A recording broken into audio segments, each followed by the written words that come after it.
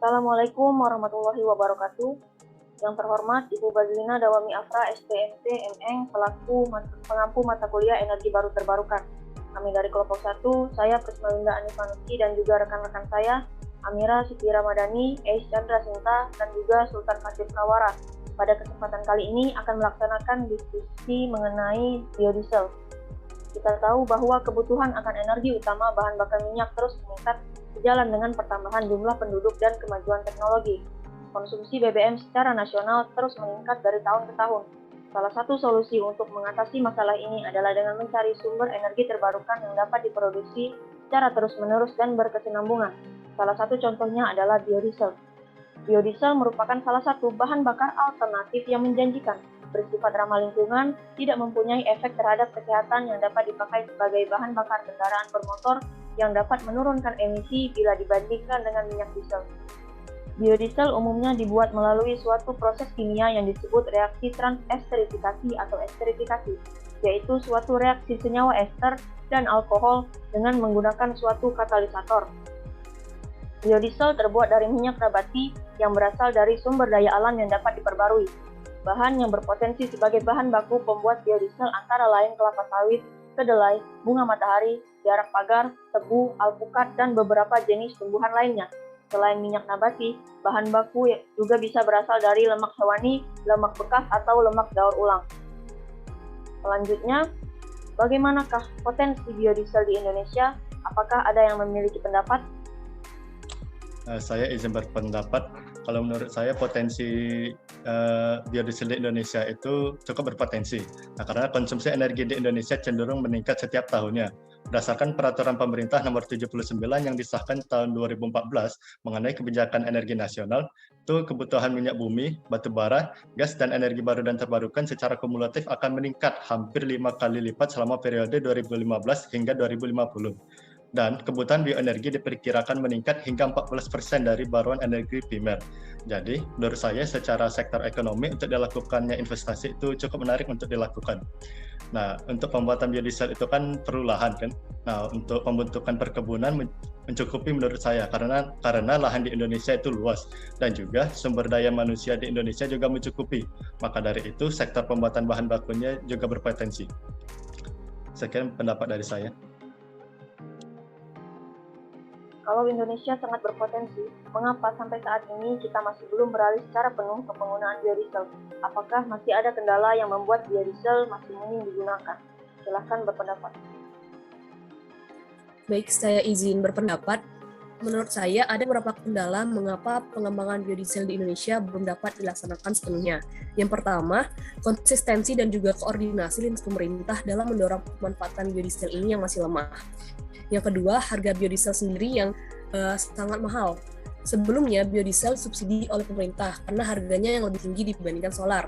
Akan tetapi, saat ini subsidi itu tidak lagi diberikan. Selain itu, PT Pertamina Persero saat melakukan tender biodiesel selalu menggunakan patokan Main of Plant Singapura dalam menentukan harga biodieselnya.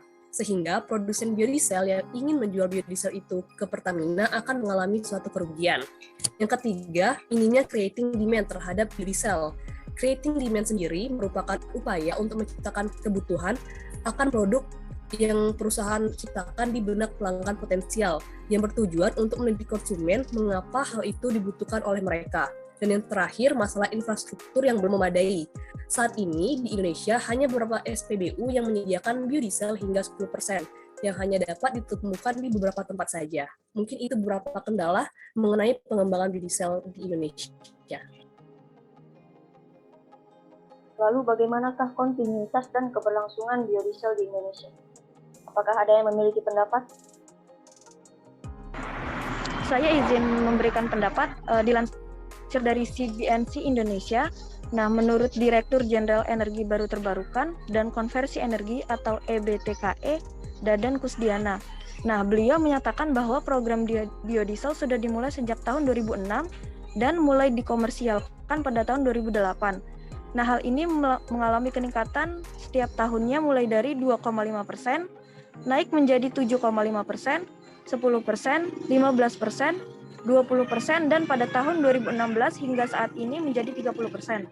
Nah, adapun strategi yang dilakukan oleh pemerintah guna menjaga keberlangsungan program B30 ini, yaitu yang pertama, melakukan penyesuaian regulasi untuk pengaturan teknis operasional, perizinan berusaha dan hal yang terkait.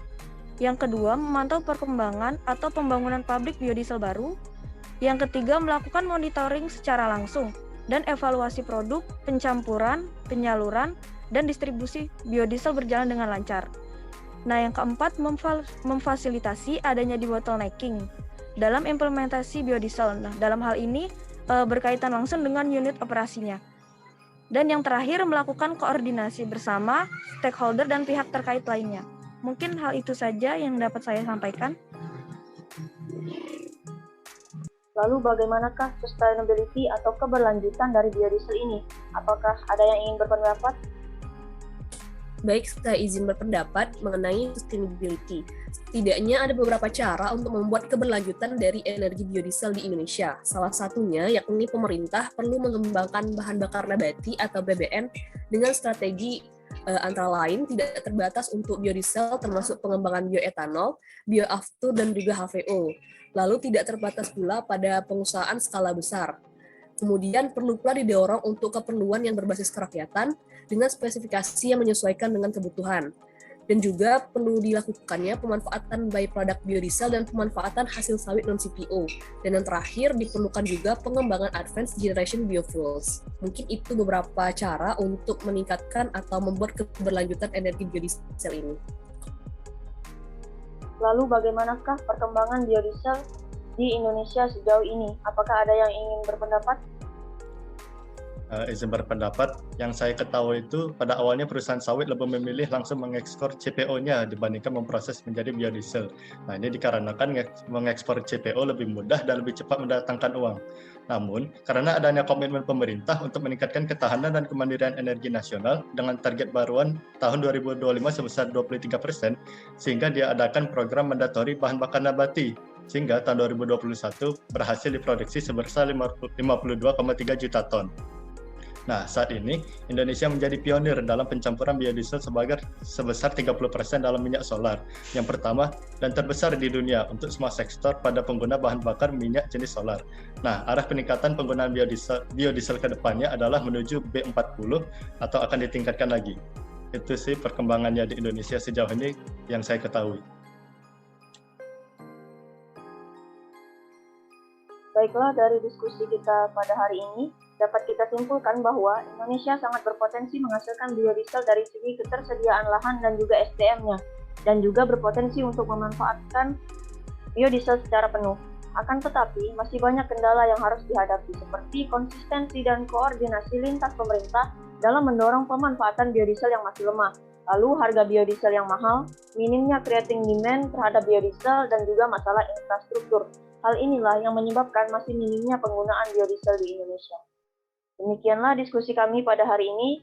Mohon maaf apabila masih adanya kesalahan dan kekurangan dalam diskusi. Saya akhiri. Wassalamualaikum warahmatullahi wabarakatuh.